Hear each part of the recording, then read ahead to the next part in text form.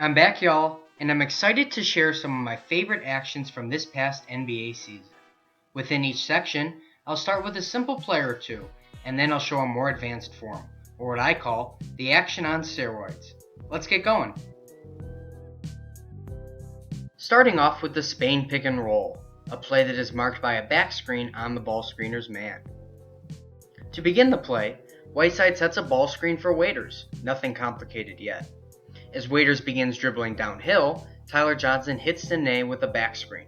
This blindsides him and allows Waiters to get all the way to the hoop. Plumlee doesn't see the back screen set by Hood in this Spain pick and roll, and it forces Crabbe into a help situation. Hood makes this even harder to guard by immediately popping out to the three-point line. If Crabbe leaves Hill before Lillard recovers, it's a layup, but he stays in help, and that gives Hood all the time he needs on the kick-out three. Moving on to the advanced version, where the Blazers run Spain out of their famous chess series. Usually McCollum flares to the wing or cuts to the basket in this situation, but here he loops around behind the roller and forces Ariza into a decision. Although McCollum doesn't make contact on the screen, he doesn't need to with the high-flying Plumlee rolling downhill. Utah adds in a dribble handoff before this Spain PNR. This helps disguise the play, and it also gets Hayward a head start as the ball handler. After Hill sets the back screen, Gobert then screens for him in a screen-the-screener type of action. Up next is Blind Pig, a useful tactic to use against teams that like to deny far out on the perimeter. You can see that Collison thinks he has a steal here and he tries to jump the pass to Rose. This triggers the Blind Pig action. Porzingis flashes to the ball, and Rose immediately bolts backdoor, catching his man off guard. Porzingis pitches it to Rose, and he pulls up for the jumper. The same approach is utilized here when Frazier overplays the zipper cut on this sideline out of bounds play. A nifty pass from Lee jumpstarts the alley-oop to Dedmon. And sometimes, you have to get creative in timing up the pass in the cut. When Hayward brings out Morris past the three-point line, Gobert calls for the ball and throws the pass between his own legs to make things interesting.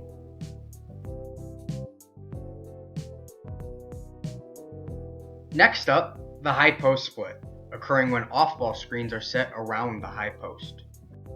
The high post split allows for a ton of options.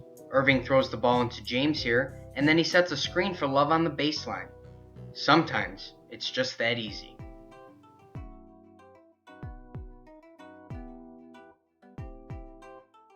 On this high post split, Brogdon goes to the corner to set Middleton a down screen, but Middleton goes backdoor, two defenders go with him, and Brogdon pops out for the open three-pointer.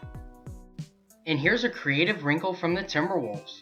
Instead of the passer working in tandem with the player in the strong side corner, he sets a down screen for the weak side elbow. Then, the shooter curls around the player at the high post for a handoff. The handoff goes slightly awry here, but I like the creativity. The elevator play has become a popular pair of screens to get a shooter open. Here, the Cavaliers integrate elevator into their high post split to open up Kyle Korver. Fancy.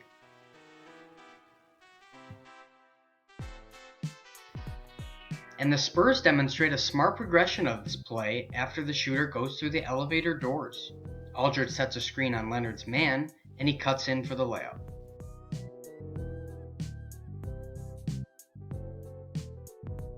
Back to split cuts, this time with the ball in the low or mid post. Once again, there are a ton of options. One of the best options is a screen and slip, as you see Crowder execute here. And of course, Screen the Screener can pop up in this type of setting. Thompson sets Livingston a screen, and then gets a screen from Draymond. It's not surprising when two players run to Clay. The pinch post is another effective way to use the post for passing purposes. Once the ball enters the post, the passer follows his pass and curls around the post player. As that happens, post player pivots and has the option of throwing a pass over the defender's head. Now, watch how the Jazz flow into elbow get action following pinch post action. When Hill cuts around Dio to the right wing, Gobert comes from the middle to set a ball screen. Slam dunk.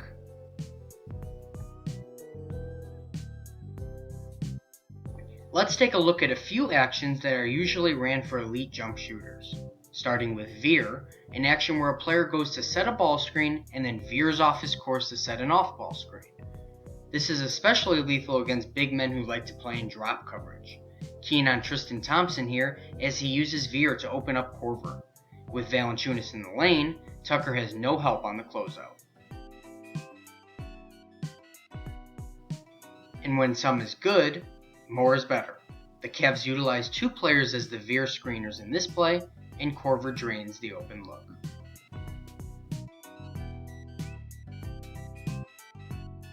I've nicknamed the next action the curler screen. By this, I mean that the player getting the screen actually becomes the screener when he curls. Here's what I mean. Porzingis sets a down screen for Carmelo. Carmelo curls the screen, working as a screen on Porzingis' man. As that's happening, Porzingis pops out to the three-point line. Gordon doesn't read the switch in time, and Porzingis converts. The Warriors take this to another level on this play. First, Curry down screens for Durant. Durant immediately curls the screen, and he holds up two players from getting back to Curry. Curry pops out to the three-point line, while Draymond adds in another down screen to leave no doubt that Curry will be free to fire. And I'll end on Hammer, a play that employs a back screen set for a weak side shooter moving to the corner. The Spurs are well known for this play.